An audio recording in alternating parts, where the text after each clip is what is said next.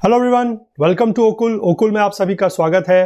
तो आइए अपनी इस बुक को, यानी कि जो बुक है हमारी fundamentals of physical geography NCERT class 11th की, इसको आगे बढ़ाते हैं। पिछले पार्ट तक हम देख चुके हैं, चैप्टर 14 तक हम कंप्लीट कर चुके हैं और अब सिर्फ 2 चैप्टर इस बुक के बचे हुए हैं, जो कि बहुत ईजी बुक चैप्टर है मैं कहूँगा, और जल्दी से हम इनको कंप्लीट करेंगे और इसके बाद हम ज्योग्राफी की नेक्स्ट बुक्स की तरफ को बढ़ेंगे। तो अभी तक अगर आपने हमारे चैनल को सब्सक्राइब नहीं किया है तो प्लीज जल्दी से सब्सक्राइब कर लीजिए और बेल आइकन प्रेस कर लीजिए, सो दैट कि आने वाले वीडियोस के नोटिफिकेशन कोई भी आपसे मिस ना हो और ऑन टाइम आपको मिल सके। तो आइए स्टार्ट करते हैं चैप्टर 15 को, that is life on the earth with part 1। तो देखिए, ये जो चैप्टर है, this is your chapter of unit 6 का ये चैप्टर है, that is life on the earth. इसमें 2 चैप्टर होंगे, 15th एंड 16th। दोनों ही बहुत आसान है और मैं कहूंगा कि ये जो चैप्टर्स हैं, यहां से हम स्टार्ट कर रहे हैं बायोज्योग्राफी को। ठीक है, चलिए स्टार्ट करते हैं लाइफ ऑन दी अर्थ। तो सबसे पहले इसमें क्या लिखा गया है कि अभी तक जितना भी आपने इस बुक में पढ़ा है, आपने ये रियलाइज कर लिया होगा कि the 3 major realms of the environment क्या क्या है। ठीक है, इनके बारे में आप जान चुके होंगे। दैट इज द लिथोस्फेयर, जो लैंड से रिलेटेड होता है, एटमोस्फेयर और जो हाइड्रोस्फेयर। एटमोस्फेयर बेसिकली आपका एयर से रिलेटेड है और हाइड्रोस्फेयर आपका वाटर से रिलेटेड है। ठीक है, You know that living organisms of the earth constituting the biosphere, जो यहाँ पर लिविंग ऑर्गेनिजम्स रहते हैं या लाइफ एग्जिस्ट करती है, उसको बोला जाता है बायोस्फेयर। चाहे वो आपका लैंड का पार्ट हो, या फिर वो एयर का पार्ट हो, या वो हाइड्रोस्फेयर का पार्ट हो, या फिर वो तीनों का एक तरीके से आप कह सकते हो कि किसी का भी कोई मिक्सचर हो, जहां पर भी लाइफ एग्जिस्ट करेगी, दैट इज योर बायोस्फेयर। ठीक है, interact with other environmental reams. तो ये बेसिकली बायोस्फेयर का मतलब मैं वही बोल रहा हूं कि जो वो अदर एनवायरमेंटल रियाम्स है, लिथोस्फेयर, हाइड्रोस्फेयर और एटमोस्फेयर, उनके साथ वो क्या करेगा, इंटरैक्ट करेगा। The biosphere includes all the living components of the अर्थ। ठीक है, ध्यान रखिएगा, बायोस्फेयर का मतलब होता है all the living components of the earth. It consist of all plants and animals. तो प्लांट भी लिविंग हो सकते हैं, एनिमल्स भी लिविंग हो सकते हैं, तो उन सबको मिला के, including all the micro organisms. तो माइक्रो ऑर्गेनिजम्स को भी मिलाएंगे, क्योंकि वो भी एक तरीके से क्या है, लिविंग बींग्स है, that live on the planet Earth and their interactions with the surrounding environment. तो ये सारा का सारा आपका कंस्टिट्यूट होता है किसमें, बायोस्फेयर में।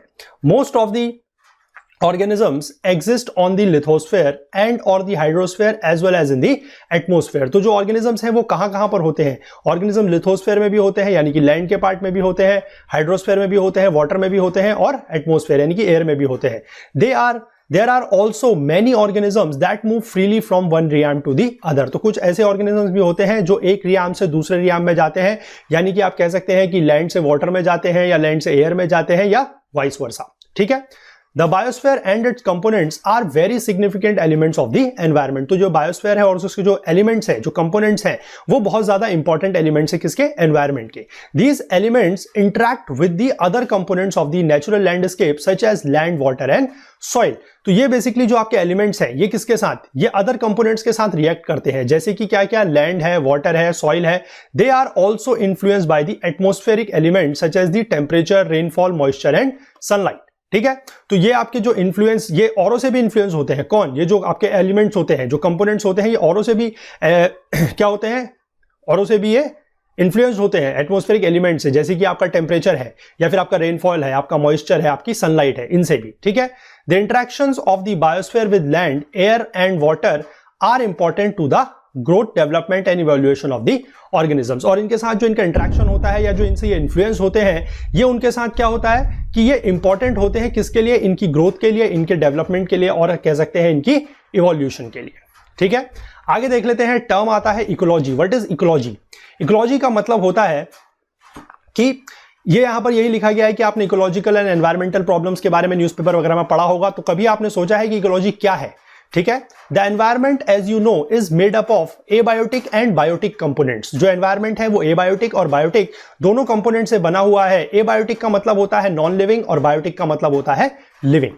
ठीक है, it would be interesting to understand how the diversity of life forms is maintained to bring a kind of balance। अब ये एबायोटिक भी है, बायोटिक भी है, यानी कि नॉन लिविंग भी है और लिविंग भी है, तो इनके बीच में एक बैलेंस होना चाहिए। तो किस तरीके से ये बैलेंस मेंटेन होता है, यही यहां पर बताया गया है। देखिए, this balance is maintained in a particular proportion so that a healthy interaction between the abiotic and biotic components goes on. तो ये बैलेंस का मतलब ये है कि देखते हैं यहां पर क्या लिखा गया है, फिर मैं इसको आपको बताता हूं। The interaction of a particular group of organisms with abiotic factors within a particular habitat resulting in clearly defined energy flows and the material cycles on land, water and air are called ecological systems. ठीक है, तो किसी भी organisms का किसी भी particular group of organisms का जो इंटरेक्शन होता है with the abiotic factors, abiotic factor मतलब non living factors within a particular habitat, habitat का मतलब होता है जहां पर वो स्पीशीज जो है वो नेचुरली फाउंड करता है या फिर रहता है, ठीक है, resulting in clearly defined energy flow, यानी कि क्लियरली डिफाइंड एनर्जी फ्लो हो रहा है कि कहां से कहां को एनर्जी जा रही है, एनर्जी का फ्लो किस तरीके से है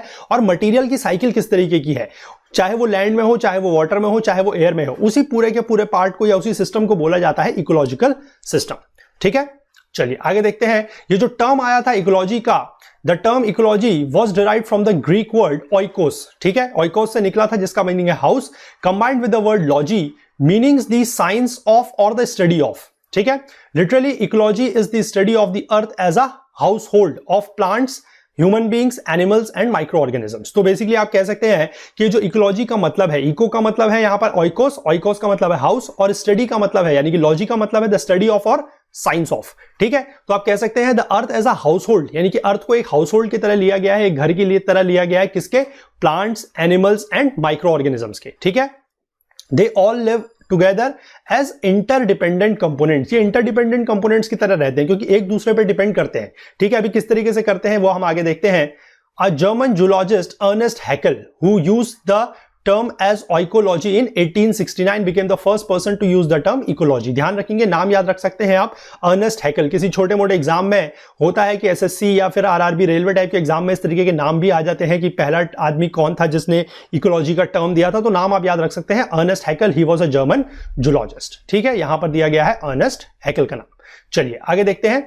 The study of interactions between the life forms, that is the biotic forms or living forms, and the physical environment, abiotic या फिर non-living forms कह सकते हैं, is the science of ecology। ये ecology की science है। Hence, ecology can be defined as a scientific study of the interactions of organisms with their physical environment and with each other। तो ध्यान रखिएगा, अगर आप स्कूल में पढ़ रहे हैं, आपकी क्लास में अगर ये बुक है, तो यहां पर अगर आपसे इकोलॉजी की डेफिनेशन पूछी जाती है तो आपको ये डेफिनेशन लिखनी है, ठीक है। Ecology can be defined as a scientific study of the interaction of organisms with their physical environment and with each other. तो यानी कि वो साइंस जिसमें बेसिकली क्या है, किसकी स्टडी हो रही है कि ऑर्गेनिजम्स फिजिकल एनवायरनमेंट के साथ कैसे इंटरेक्ट कर रहे हैं और आपस में कैसे इंटरेक्ट कर रहे हैं, ये साइंस जो है दैट इज योर इकोलॉजी, ठीक है। चलिए आगे बढ़ते हैं। A habitat in the ecological sense is the totality of the physical and chemical factors that constitute the general environment। तो habitat क्या है वो यहां पर समझाया गया है। A system consisting of biotic and abiotic components is known as ecosystem। ठीक है, ecosystem मैं आपको बता चुका हूं क्या है, ecological system या ecosystem आप सेम चीज है। All these components in ecosystem are interrelated and interact with each other। तो ecosystems के जितने भी components हैं ये सारे के सारे एक दूसरे पर डिपेंडेंट हैं या फिर interrelated है कह सकते हैं, ठीक है। Different types of ecosystems exist with varying ranges of environmental conditions where various plants and animal species have got adapted through evolution। ठीक है, क्या होता है कि डिफरेंट टाइप के इकोसिस्टम्स एग्जिस्ट करते हैं, हर तरीके का इकोसिस्टम एक जैसा नहीं होता, ठीक है। जहां पर एनवायरमेंटल कंडीशंस वेरी कर रही होती हैं और वहां पर वेरियस प्लांट्स और एनिमल्स जो हैं वो उस कंडीशन पे या उस एनवायरमेंट को क्या कर लेते हैं, अडेप्ट कर लेते हैं। तो इसी फिनोमेना को बोला जाता है इकोलॉजिकल अडेप्टेशन, ठीक है, इसी को बोला जाता है इकोलॉजिकल अडेप्टेशन। मैं बहुत ज्यादा इस चीजों पे जोर नहीं दे रहा हूं क्योंकि ये चैप्टर बहुत ही ज्यादा आसान है, ठीक है। तो मैं समझ सकता हूं कि आप लोगों को ज्यादा समझने में इसमें प्रॉब्लम नहीं आएगी, सिर्फ इसकी एक बार हम रीडिंग ले लेंगे तो वो भी हमारे लिए मोर और लेस काफी रहेगा, ठीक है। चलिए आगे देखते हैं about the types of ecosystem. Ecosystem basically दो टाइप्स के होते हैं, मेजरली क्लासिफाइड दो तरीके से किए जाते हैं। One is your terrestrial ecosystem and other one is your aquatic, ठीक है। Terrestrial system can be further classified into biomes. Terrestrial का मतलब आप एक तरीके से समझ सकते हैं which are related to your land, ठीक है, और एक्वेटिक का मतलब है which are related to water. तो टेरेस्ट्रियल इकोसिस्टम्स जो है उनको फर्दर हम क्लासिफाई करेंगे इनटू द बायोम्स। अब बायोम क्या होता है ये देख लेते हैं। A biome is a plant and animal community that covers a large geographical area. यानी कि आप कह सकते हैं जो इकोसिस्टम है, यानी कि आप एक से ज्यादा इकोसिस्टम को अगर आप मिलाते हैं तो that will become a biome. Biome is a plant and animal community that covers a large geographical area, जिसका ज्योग्राफिकल एरिया ज्यादा होता है, ठीक है। The boundaries of different biomes on land are determined mainly by climate। तो जो इनकी biomes की जो बाउंड्रीज है वो डिटरमाइन की जाती है बाय क्लाइमेट, ठीक है। तो बायोम को किस तरीके से डिफाइन किया गया है, देखिए, a biome can be defined as the total assemblage of plants and animals species interacting within specific conditions. वो स्पेसिफिक कंडीशंस किसकी होंगी, क्लाइमेट की, ठीक है। और ये कौन कौन से होते हैं देखिए, दे इंक्लूड जो स्पेसिफिक कंडीशंस हैं, they include rainfall, temperature, humidity and soil conditions. तो कुछ मेजर बायोम्स के नाम यहां पर दिए गए हैं, वो है forest, grassland, desert and tundra biomes. ठीक है, चलिए आगे देख लेते हैं एक्वेटिक इकोसिस्टम्स के बारे में। एक्वेटिक इकोसिस्टम्स जो होते हैं, they can be classed as marine and freshwater ecosystem. ये भी दो टाइप के होते हैं, one is your marine and the other one is your freshwater. तो मरीन इकोसिस्टम में कौन कौन से आते हैं? They include the oceans, estuaries and coral reefs. और फ्रेश वाटर में कौन कौन से आते हैं? Freshwater ecosystem includes lakes, ponds, streams, marshes and bogs. ठीक है, चलिए आगे बढ़ते हैं। Structure and functions of ecosystem. Chapter बहुत ही आसान है, मैं आपको बता ही रहा हूं, इसलिए हम इसको जल्दी से कवर कर लेते हैं। The structure of an ecosystem involves a description of the available plant and animal species. ठीक है, जो स्ट्रक्चर ऑफ इकोसिस्टम है वो क्या इन्वॉल्व करता है? Description of the available plant and animal species, की उस इकोसिस्टम में कौन से प्लांट और कौन से एनिमल स्पीशीज जो है वो अवेलेबल है। ठीक है, from a structural point of view, अगर स्ट्रक्चरल पॉइंट ऑफ व्यू से हम देखें तो all ecosystem consist of abiotic and biotic factors. तो सारे के सारे जो इकोसिस्टम होते हैं उनमें एबायोटिक फैक्टर्स भी होते हैं और बायोटिक फैक्टर्स भी होते हैं। मैं फिर से बता दूं, एबायोटिक का मतलब है नॉन लिविंग और बायोटिक का मतलब है लिविंग। एबायोटिक फैक्टर्स कौन कौन से होते हैं? They include rainfall, temperature, sunlight, atmospheric humidity, soil conditions, inorganic substances. Inorganic substances क्या क्या है? देखिए, carbon dioxide, water, nitrogen, calcium, phosphorus, potassium etcetera. और कुछ बायोटिक फैक्टर्स भी होते हैं जैसे कि द प्रोड्यूसर्स। ठीक है, द कंज्यूमर्स। कंज्यूमर्स फिर से तीन प्रकार के हैं, primary, secondary and tertiary, and the decomposers. ठीक है, अब इसमें देख लेते हैं प्रोड्यूसर क्या होते हैं। The producers include all the green plants। Producers मतलब जो प्रोड्यूस कर रहे हैं, जो खुद बना रहे हैं। ठीक है, और ग्रीन प्लांट्स के बारे में हमें पता है कि वो अपना खाना जो है वो खुद बनाते हैं फोटोसिंथेसिस की प्रोसेस से। तो the producer include all the green plants which manufacture their own food through photosynthesis. या आपने अपनी छोटी क्लासेस में साइंस में भी पढ़ी होगी फोटोसिंथेसिस की प्रोसेस। ठीक है, the primary consumers include herbivorous animals. Herbivorous मतलब जो आपके घास खाते हैं। ठीक है, like deer, goats, mice and all plant eating animals. जो भी प्लांट ईटिंग एनिमल्स होते हैं they are your herbivorous. The carnivores include all the flesh eating animals. जो फ्लैश खाने वाले होते हैं उनको बोला जाता है कार्निवोरस, या फिर आप कह सकते हैं मांसाहारी, like snakes, tigers and lions. और certain carnivores that feed also on carnivores are known as top carnivores, like hawks and mongooses. ये ऐसे कार्निवोरस होते हैं जो बेसिकली कार्निवोरस को ही खाते हैं, यानी कि आप कह सकते हैं टॉप कार्निवोरस होते हैं जो नीचे वाले कार्निवोरस को खाते हैं। उनका एग्जाम्पल दिया गया है यहां पर हॉक्स एंड मोंगूसेस। ठीक है, फिर यहां पर एक नाम और है, that is your decomposers. Decomposers वो होते हैं that feed on dead organisms. ये डेड ऑर्गेनिजम्स को खाते हैं, जैसे कि एग्जांपल है scavengers like vultures and crows. ठीक है, and further breaking down of the dead matter by other decomposing agents like bacteria and various micro organisms. ठीक है, यहां तक आप समझ गए about the producers, about the consumers and about the decomposers. तो चलिए आगे बढ़ते हैं। देखिए, यहां पर बेसिकली ये एक स्ट्रक्चर एंड फंक्शन दिखाया गया है, मैं इसको अभी आपको आगे बताता हूं ये चीज क्या है।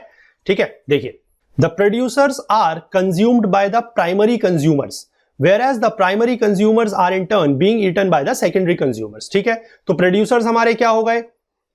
प्रोड्यूसर्स हो गए हमारे प्लांट्स। ठीक है, जो हमारे प्राइमरी कंज्यूमर्स हैं ये क्या हो गए? जो हमारे प्राइमरी कंज्यूमर्स हैं ये आपके एक तरीके से आप कह सकते हैं कि कार्निवोर्स हो गए। ठीक है, या फिर आप हर्बीवोर्स भी ले सकते हैं इनको, ये हर्बीवोर्स भी हो सकते हैं।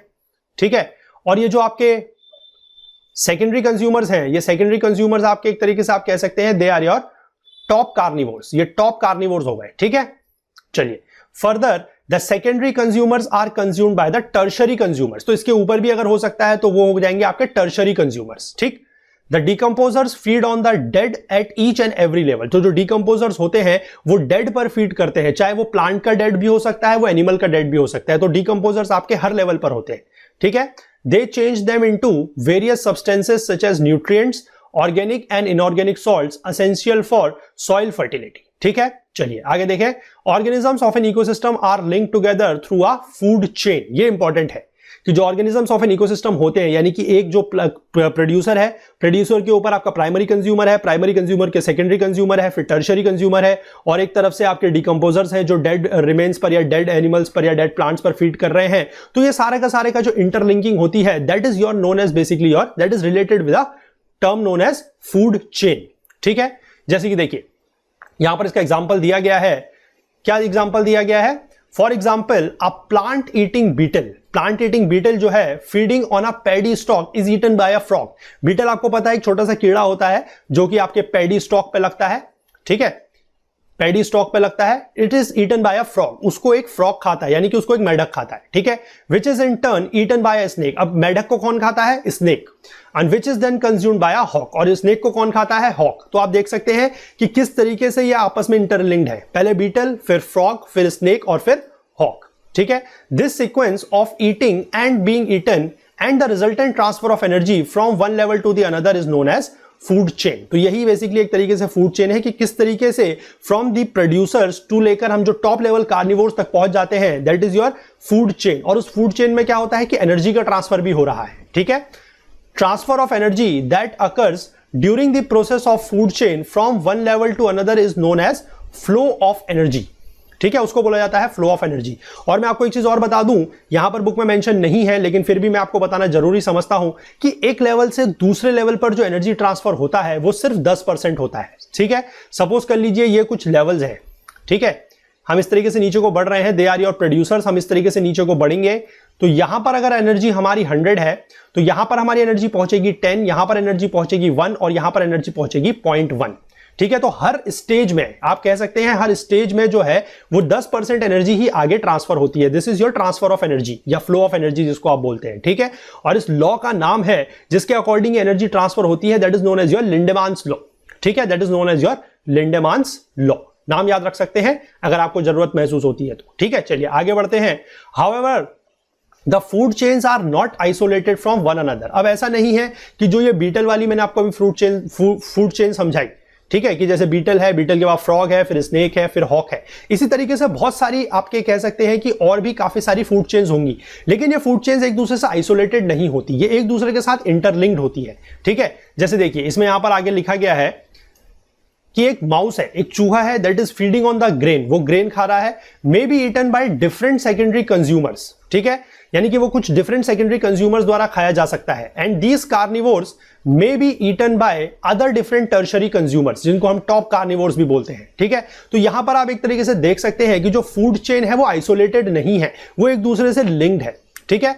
तो in such situations, each of the carnivores may consume more than one type of prey. As a result, the food chain gets interlocked with one another. ठीक है, और इस इंटरलॉकिंग ऑफ फूड चेन या इंटरकनेक्टिंग जो network बनता है उसको बोला जाता है फूड वेब, ठीक है। तो एक से दूसरे में जो आगे को तरीके से हम बढ़ रहे हैं, यानी कि फूड की जो बढ़ रही है सप्लाई, या आप कह सकते हैं जो एनर्जी बढ़ रही है, that is your food chain. और जो इंटरकनेक्टिंग फूड चेन्स होती है उनको बोला जाता है फूड वेब, ठीक है। Generally 2 types of food chains are recognized, 2 type की फूड चेन्स होती हैं। One is your grazing food chain और दूसरी होती है डेट्रिशियस, ठीक है। देख लेते हैं क्या होती है। देखिए in a grazing food chain, grazing food chain में क्या होता है, the first level start with plants as producers and ends with carnivores as consumers at the last level। तो ये आपकी बेसिकली किस तरीके की है, that is your grazing food chain, जो मैंने आपको पहले समझाई फ्रॉग एंड बीटल वाली, ठीक है। With the carnivores being at the intermediate level, जो हर्बीवोर्स होंगे वो बीच में होंगे, सबसे नीचे आपके प्रोड्यूसर्स हैं, सबसे ऊपर कार्निवोर्स है, टॉप कार्निवोर्स, और बीच में हर्बीवोर्स भी आएंगे, ठीक है। तो यहां पर क्या है, there is a loss of energy at each level, जो मैं आपको बता रहा था 10% एनर्जी का जो लॉ मैं आपको समझा रहा था वो यहां पर लिखा गया है, which may be through respiration, excretion and decomposition. क्योंकि हर स्टेज में जो ऑर्गेनिजम्स होंगे उनको कुछ अपनी जरूरतों के लिए भी एनर्जी की जरूरत पड़ेगी, तो इसीलिए जो है वो 90% यूज हो जाती है और सिर्फ 10% एनर्जी जो है वो अगले स्टेज तक या अगले स्टेप तक पहुंच पाती है, ठीक है। The levels involved in the food chain range between 3 to 5, 3 से 5 लेवल हो सकते हैं, and energy is lost at each level, ठीक है। ये था about the grazing food chain. आगे हम बात करते हैं about the detritus food chain. Detritus food chain का मतलब होता है that is based on autotrophs, energy capture initiated by grazing animals and involves the decomposition और breaking down of organic waste and dead matter derived from the grazing food chain. तो ये basically आप एक तरीके से कह सकते हैं कि ये डिकम्पोजर्स की फूड चेन होती है। जो डिकम्पोजर्स होते हैं, जो डेड प्लांट्स और एनिमल्स रिमेन्स पर फीड डाउन करते हैं, तो उनकी जो फूड चेन होती है that is your detritus food chain. और जो नॉर्मल फूड चेन होती है जिसमें प्रोड्यूसर्स, हर्बीवोर्स, कार्निवोर्स होते हैं, that is your grazing food chain, ठीक है। चलिए आगे देख लेते हैं about the types of biomes. देखिए हमने पीछे पढ़ा था कि बायोम क्या होता है। बायोम एक ऐसा इकोसिस्टम होता है ऑफ प्लांट्स एंड एनिमल्स जिसका ज्योग्राफिकल एरिया बहुत ज्यादा होता है। ठीक है, अब हम देख लेते हैं कि major biomes of the world कौन कौन से हैं। 5 मेजर बायोम्स हैं। They are your forest, desert, grassland, aquatic and altitudinal biomes. ठीक है, ये अगले पेज में समझाया गया है, हम उसी को देख लेते हैं। ये बायोजियोकेमिकल साइकिल्स वाला जो पार्ट है इसको हम अगले पार्ट में कवर करेंगे। ठीक है, चलिए आगे देख लेते हैं जल्दी से।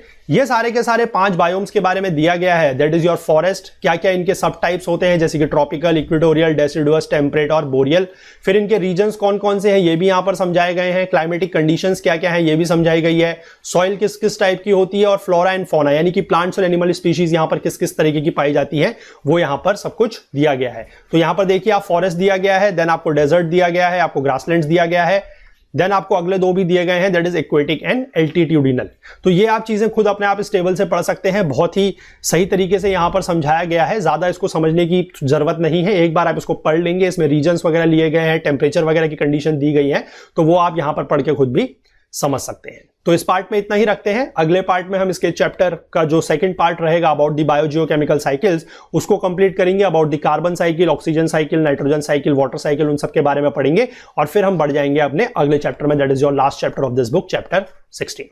तो अगर आपको ये वीडियो पसंद आई है तो प्लीज इसको लाइक कीजिए, अपने दोस्तों अपने कलीग्स के साथ शेयर कीजिए। अगर आपको इस वीडियो में बताई गई किसी भी चीज को लेकर कोई डाउट है, कोई क्वेरी है, कोई फीडबैक अगर आप हमें देना चाहते हैं तो वो आप नीचे कमेंट सेक्शन में लिख सकते हैं। और अगर आप हमसे जुड़ना चाहते हैं तो आप हमसे जुड़ सकते हैं हमारे फेसबुक पेज, हमारे ट्विटर पेज, टेलीग्राम चैनल, हमारे लिंक्डइन पेज के थ्रू या हमारे इंस्टाग्राम हैंडल के थ्रू। आप हमें हमारी ईमेल वेबसाइट पे भी लिख सकते हैं, जिसके आगे के सारे लिंक्स जो है आपको नीचे डिस्क्रिप्शन बॉक्स में दिए गए हैं। और हाँ, अगर अभी तक आपने हमारे चैनल को सब्सक्राइब नहीं किया है तो प्लीज जल्दी से सब्सक्राइब कर लीजिए और बेल आइकन प्रेस कर लीजिए, सो दैट कि आपसे आने वाले वीडियोस के कोई भी नोटिफिकेशन मिस ना हो। तो बहुत जल्द मिलते हैं इस बुक के इस चैप्टर के पार्ट 2 के साथ। तब तक के लिए please do take care of yourself. Thank you and have a nice day.